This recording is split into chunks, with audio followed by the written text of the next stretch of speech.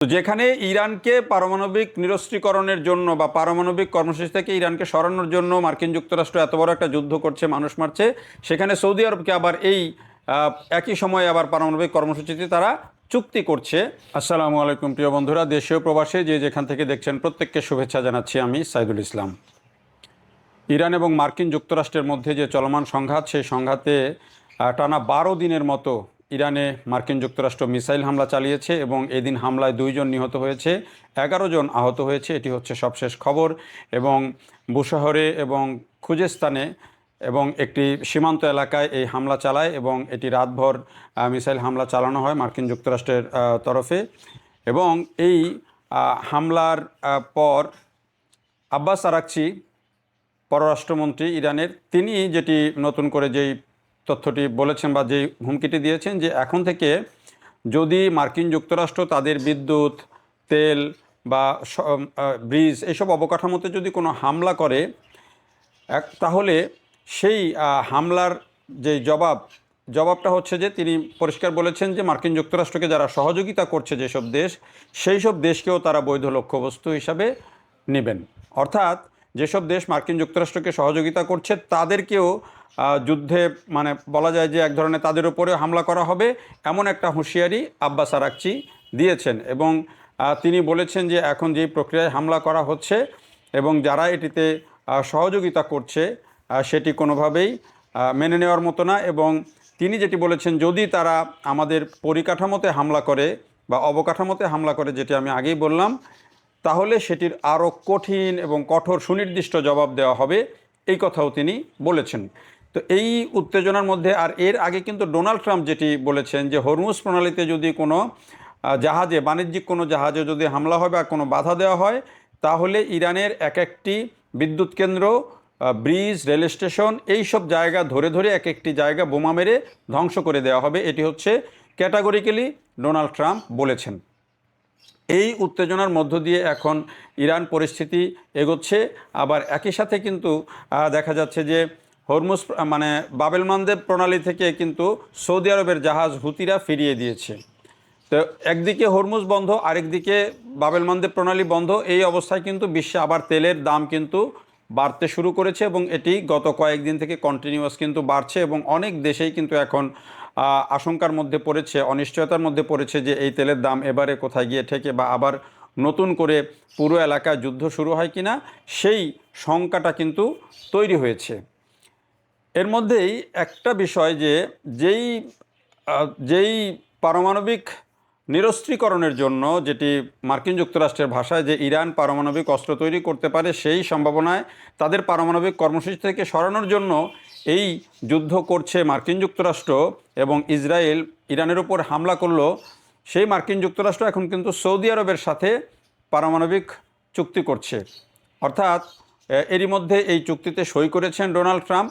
সেই চুক্তির আওতায় ইউরেনিয়াম সমৃদ্ধ করতে পারবে সৌদি আরব এবং সেইখানেও কিন্তু যে আন্তর্জাতিক পরিদর্শক আছে, সেখানে তাদের পরিদর্শনের ক্ষেত্রেও কিন্তু কিছু বিধিনিষেধ, কঠোরতা আরোপ করা হয়েছে। অন্য দেশে যেমন এটি সহজেই পরিদর্শনের কথা বলা হয়, বা ইরানের ক্ষেত্রেও যেটি বলা হচ্ছে যেন সহজেই পরিদর্শকরা প্রবেশ করতে পারে, সেই শর্ত যখন দেওয়া হচ্ছে, বলা হচ্ছে চুক্তির মধ্যে ছিল।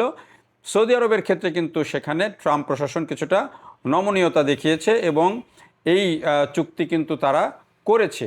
এবং এই চুক্তির ফলে সৌদি আরব এখন মার্কিন যুক্তরাষ্ট্রের সাথে এই যে পারমাণবিক চুল্লি স্থাপন বা বিদ্যুৎ উৎপাদন বা অন্য কোনো শক্তি, সেটি অস্ত্র তৈরি করা হবে কিনা সেটি এখন পর্যন্ত সুনির্দিষ্ট না, কিন্তু ইউরেনিয়াম সমৃদ্ধ করতে পারবে এই চুক্তি হয়েছে এবং সেটি বেসরকারি অংশীদারিত্বে, বেসরকারিভাবে। মার্কিন যুক্তরাষ্ট্রের যারা বিশেষজ্ঞ তারা বলছেন যে বেসরকারির ভিত্তিতে এই যে চুক্তিটি হলো, পারমাণবিক ইউরেনিয়াম সমৃদ্ধকরণ এবং পারমাণবিক কর্মসূচি করার সৌদি আরবকে যেই সুযোগ বা যে চুক্তি করলো মার্কিন যুক্তরাষ্ট্র, সেটাতে মার্কিন যুক্তরাষ্ট্রের কয়েকশো কোটি ডলারের লাভ হবে, এটি তারা বলেছে। এবং এখানে একটি বাণিজ্য হবে যেখানে কিছু বেসরকারি প্রতিষ্ঠান লাভবান হবে এবং যুক্তরাষ্ট্র সরকার কিছু অর্থ পাবে, এটি বলা হচ্ছে। কিন্তু এটির আবার বিরোধিতা করেছে ইসরায়েল। ইসরায়েল বলেছে যে এটি একটা উদ্বেগের, যে সৌদি আরবের কাছেও এই কি বলে যে পারমাণবিক কর্মসূচি যাচ্ছে, এটি ইসরায়েল উদ্বেগ প্রকাশ করেছে। তো তো যেখানে ইরানকে পারমাণবিক নিরস্ত্রীকরণের জন্য বা পারমাণবিক কর্মসূচি থেকে ইরানকে সরানোর জন্য মার্কিন যুক্তরাষ্ট্র এত বড় একটা যুদ্ধ করছে, মানুষ মারছে, সেখানে সৌদি আরবকে আবার এই একই সময়ে আবার পারমাণবিক কর্মসূচিতে তারা চুক্তি করছে। মানে এটির একটা শর্ত ছিল, এটি বাইডেন প্রশাসনের সময় এই আলোচনাটি শুরু হয়েছিল দীর্ঘ সময় থেকে, যে সৌদি আরবকে ইউরেনিয়াম সমৃদ্ধকরণ করতে দিবে, সেই আলোচনাটা শুরু হয়েছিল। শর্ত ছিল যে ইসরায়েলকে স্বীকৃতি দেওয়ার। কিন্তু মাঝখানে এই আলোচনা ভেস্তে যায় যখন গাজায় ইসরায়েল ব্যাপকভাবে হামলা চালালো, তখন সৌদি আরব এই জায়গা থেকে কিছুটা সরে আসে। এখন আবার সেই চুক্তিটি কিন্তু হয়ে গেল, যদিও এখানে দেখা যাচ্ছে যে ইসরায়েল এটির বিরোধিতা করছে।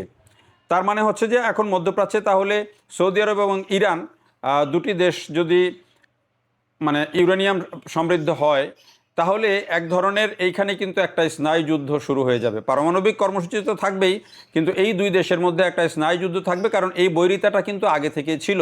সৌদি আরব এবং ইরানের মধ্যে কিন্তু বৈরিতা আগে থেকে আছে, যেটি হয়তো কখনো যুদ্ধের রূপ নেয়নি বা বড় কোনো সংঘর্ষের রূপ নেয়নি, কিন্তু একটা স্নায়ু যুদ্ধ আছে। এবং এই যে পারমাণবিক কর্মসূচি যখন এই দুই দেশ চালাবে, তখন কিন্তু একটা স্নায়ুযুদ্ধ কিন্তু সবসময় কাজ করবে। এখন সৌদি আরব অন্যান্য দেশের সাথে তাদের যে চুক্তি, ইরানের সাথে মানে পাকিস্তানের সাথে তাদের যে চুক্তি, প্রতিরক্ষা চুক্তি, সেখানে যুক্ত আছে ইরান। পাকিস্তান পারমাণবিক শক্তি সমৃদ্ধ দেশ, সৌদি আরবও যদি পারমাণবিক শক্তি সম্পন্ন হয়, এখন ইরান এখানে বলা হচ্ছে যে তারা পারমাণবিক অস্ত্র তৈরি করতে পারে, সেই শঙ্কাতেই এত কর্মকাণ্ড, এবং তাদেরকে ইউরেনিয়াম সমৃদ্ধকরণের পথ থেকে বের হয়ে আসতে বলা হচ্ছে এই যুদ্ধে, অন্যতম বড় শর্ত যেটি আর কি। তো সেইখানে এই বিষয়গুলো কিন্তু একটা বলা যায় যে কনফ্লিক্টিং সিচুয়েশন মুসলিম দেশগুলোর সাথে মুসলিম দেশগুলোর একটা বড় কনফ্লিক্টের জায়গা তৈরি করছে। আমার কাছে যেটি মনে হয়, মার্কিন যুক্তরাষ্ট্র ইসরায়েল এই গেমটাই হয়তো খেলতে চাইছে, যে তারা নিজেরা মানে যুদ্ধ করুক মরুক, আর আমরা হচ্ছে সেখান থেকে সুবিধাটা নেব। কিন্তু এই গেমটা কতদিন পর্যন্ত পৃথিবীতে আর এভাবে চলবে, সেটা একটা বড় প্রশ্ন।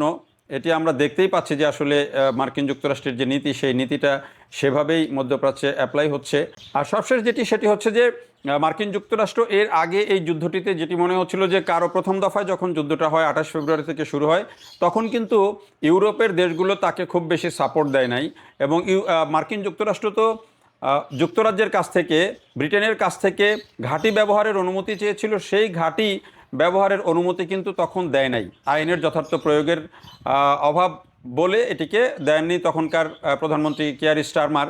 কিন্তু নতুন প্রধানমন্ত্রী আসার পরদিনই কিন্তু মার্কিন যুক্তরাজ্যের দুটো ঘাঁটি ব্যবহার করার অনুমতি দিয়ে দিয়েছে, দিয়েগো গার্সিয়া এবং আরও একটা ঘাঁটি, সেটি ব্যবহার করার অনুমতি দিয়েছে মার্কিন যুক্তরাষ্ট্রকে, যেটি এই ক্ষেত্রে একটা বড় মেসেজ দেয় যে আসলে আগের যে অবস্থা ট্রাম্পের এই যুদ্ধের ক্ষেত্রে বা ইরানের উপর মার্কিন যুক্তরাষ্ট্র এবং ইসরায়েলের যে আগ্রাসন, সেটির ব্যাপারে ইউরোপীয় দেশগুলো বা মার্কিন যুক্তরাষ্ট্রের মিত্রগুলোর আগের যে অবস্থান ছিল, সেখান থেকে হয়তো তারা কিছুটা অবস্থান পরিবর্তন করেছেন। হয়তো দেখা যাবে যে আগামীতে ইরানকে সম্মিলিতভাবে হামলা করার জন্য যদি দেখা যায় যে ডোনাল্ড ট্রাম্প এখানে কোনোভাবে আর পেরে উঠছেন না, তখন হয়তো আমার যেটি সন্দেহ যে এখানে সম্মিলিতভাবে মিত্রশক্তির মাধ্যমে হয়তো এখানে আঘাত হানতে পারে, ন্যাটোকেও এখানে ব্যবহার করা হতে পারে, এমন ধারণা করাও অসম্ভব নয়। তো যেহেতু যুক্তরাজ্য তাদের অবস্থান থেকে সম্পূর্ণ বদলে এসেছে, তাদের দুটি ঘাঁটি ব্যবহার করার অনুমতি দিয়েছে এবং নতুন প্রধানমন্ত্রী আসার পরই এই সিদ্ধান্তটি হয়েছে, ফলে আগামীতে ইউরোপীয় দেশগুলো বিশেষ করে ব্রিটেনের সাপোর্ট পাবে মার্কিন যুক্তরাষ্ট্র ইসরায়েল, সেটি কোনো সন্দেহ নেই। ফলে এই ইরান এবং মার্কিন যুক্তরাষ্ট্রের যুদ্ধটি আগামী দিনে আরও কোন শেপে যায় এবং ইরানের উপরে কী ধরনের আক্রমণ আরও নতুন করে হয়, সেটি দেখার অপেক্ষায় আছেন অনেকে, এবং টেনশনও দিনে দিনে কিন্তু বাড়ছে। দেখার জন্য সবাইকে অনেক ধন্যবাদ।